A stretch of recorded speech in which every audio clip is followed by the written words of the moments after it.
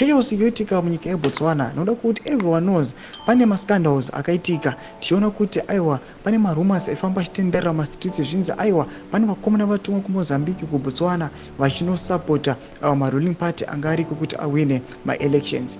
Panapa tinoona kuti mutungamiri wenyika yeZimbabwe, the SADC chairman, aiwa vanoarriva vachinosvika kuBotswana for the inauguration aiwa the upcoming president Duma Boko. Sana pena mashikano mdanyongwa panapa, don't go subscribe or like or turn on the bell icon. Tipina pa endo kozo mdanyora chiti. President Mnangagwa is in Botswana for the inauguration ceremony for the newly elected president. Advocate Nelson Chamisa and the EFF leader Julius Malema are also expected to grace the event.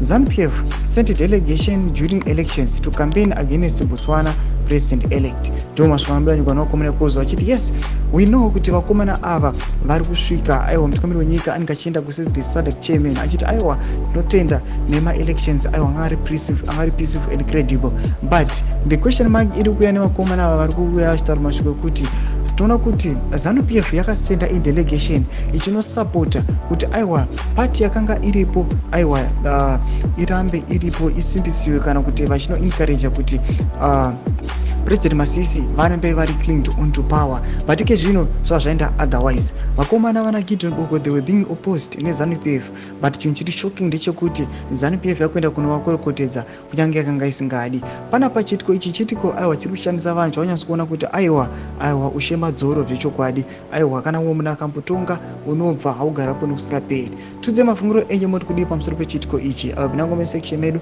so subscribe or like, which you turn on the bell icon.